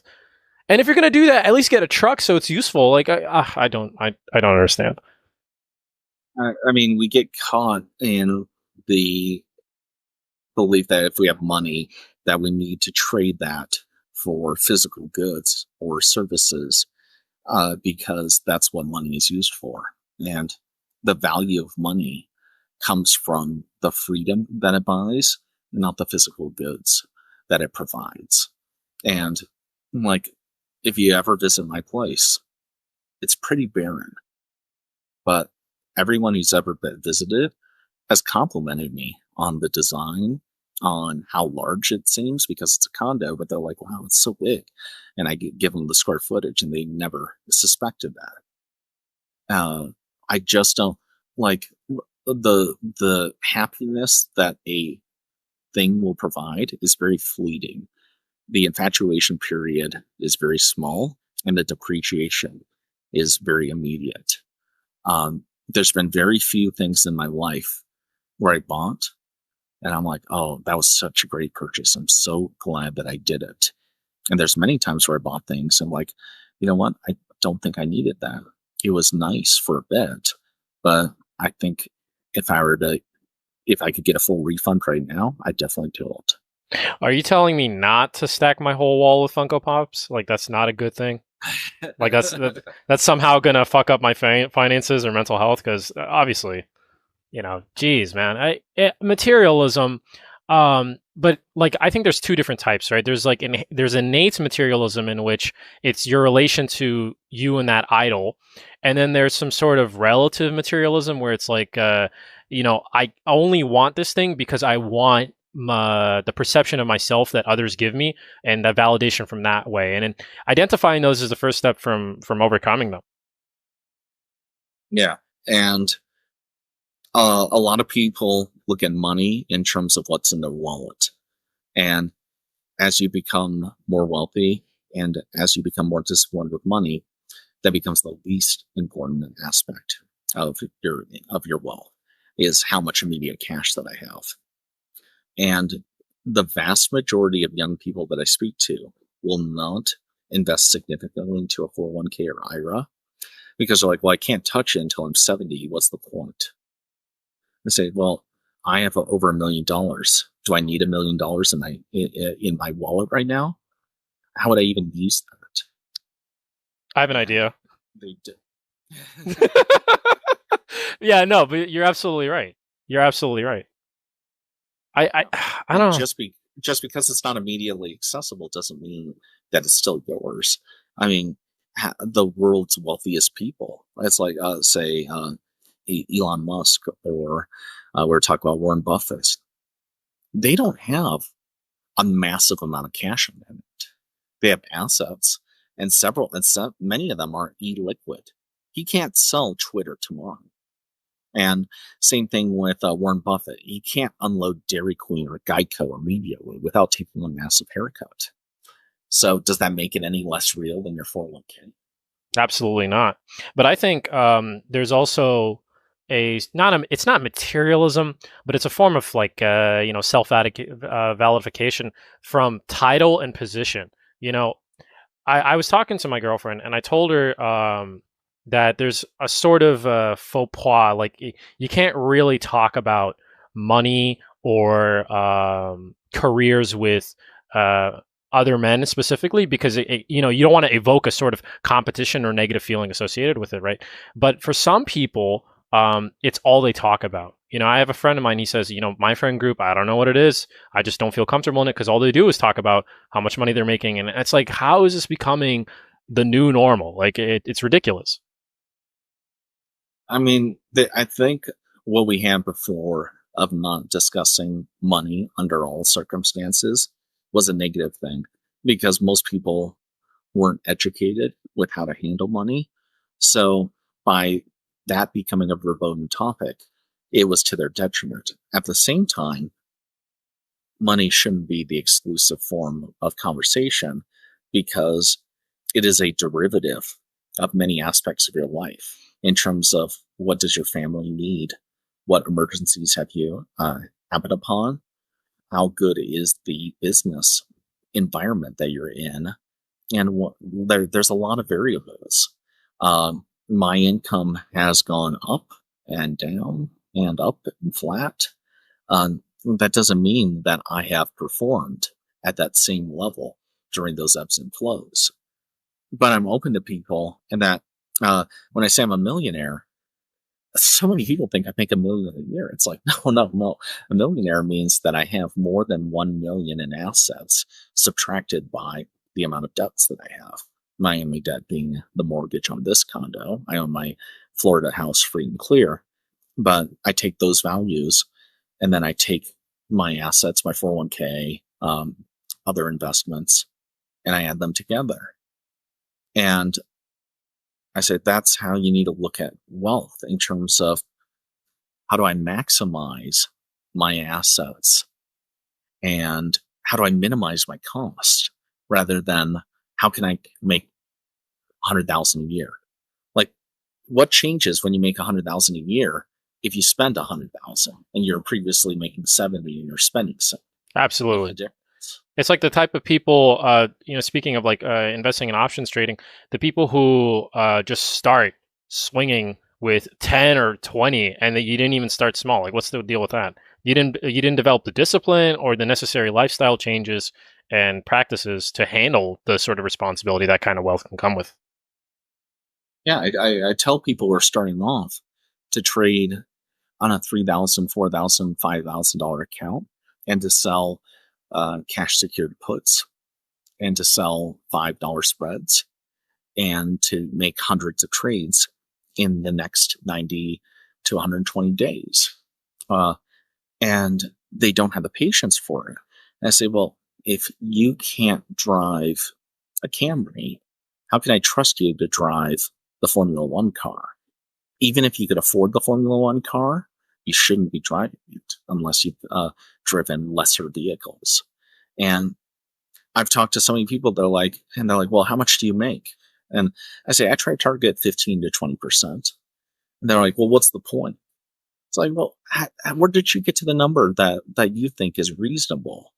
And it's like, oh, you think a 10% a month is reasonable? Why Yeah. do you think that you deserve to make more than George Soros, one of the best historical returns of all time, with how he's managed cash? Or the founder of the Contra Fund, where they were making 22% in the 80s, and that was with high inflation. So, take that as you will. And they're like, well, I should be like, I just want to make 20,000 a month. Like, okay, that's 200, that's 240,000 a year. Okay. How much in assets do you have? 20,000. If money works like that, why would anyone ever perform labor? Yeah. No, I think it's incredibly skewed how young people have with money. But the Camry and F1 analogy, I think some people, when they're in college and their first job was something in high school, they didn't have that sort of real world practice. And then they get a tech job or something and they can't handle the money that comes with it. So I know that I mean, you have your call coming up. Are we pressed for time Yeah. approximately? let me check. We could go for 5 more minutes. 5 more minutes. I think we should. I think we can wrap it up. To be honest, this is a great convo. I'd love to have another one with different topics at some point. Who knows? But if you have one last thing to tell the audience, up to you. Yeah, I mean, I think based off of what you've said, I think a lot of younger people are are feeling self-hatred, and that they are valueless because they are not massively financially successful in the 20s. Very few people ever are by that point, and the ones that are often fail in their 30s. It's not something to ascribe to. It's not something that should deem your self-worth. Like I said, I had a negative net net worth in my 20s, not because I disvalued money and I spent it horribly. I've always been focused on money. I had two very big things that went bad for me. That real estate investment in my house in Florida that I lived in because of work, but became a very negative asset for a long time until recently. And a company that I started up that failed horribly, that put me into a lot of debt. And that if you meet wealthy individuals, very few of them found their success early. And most of the biggest financially successful people have hit zero multiple times, or at least once in their life, or negative, that they hit negative wealth. So the people that are selling you this image of that, if you have this certain mentality, if you tap into like alpha male status, that you're going to just, it's going to be this upwards to the right curve, that you're going to just make money and you're going to be wealthy and you'll never have any setbacks. They're selling you the same message that a cult sells you, of that if you just join the cult, you'll be happy, you'll be taken care of, and nothing ever will go wrong. And I don't know. I don't think I even want to live a life where nothing goes wrong. I like Star Trek or My Little Pony. It may be fun for a diversion, but that's not what real life is. So I would recommend people be less harsh on yourself in terms of what you think is attainable, but also be harder on yourself in how you challenge yourself, because you mentioned all those people who failed to take a test that they were completely qualified for that would have been incredibly successful, but they never had the nerve to take it. So challenge yourself, but also maintain a self positive image and don't be afraid to fail. Failing is good in the long run. Dude, perfect. Tied it all together. Nice. Bo, this is great. I'm really glad we had this conversation. And you know something? I that close was fantastic, but somebody out there is thinking, "Damn, dude, who is this guy? How did he get this interview? Whatever." I just fucking asked. And I think more people need to ask more? Yeah, so look at how my career changed by asking for a meeting with the CEO. That he never came to me. I was never given an option to. I went to him, and a lot of people would have been afraid to ask. And that changed me from someone who was a senior level video game programmer making an okay living, but hating what I was doing, to becoming a very successful marketer and data analyst who has shifted careers and who now defines himself in that space. Um, what the worst that someone can say is no, whether that be asking them out, uh, asking for help, asking for assistance, or just asking to do something. And if you measure yourself by how many times like your failure rate, well, one, you'll never succeed in sales because that number is always going to be below 50%. But two, if you don't internalize it, like with trading options, you know how many times I lose? About 30 to 35%. There's so many people that can't stand that, especially when some of those losses are very big.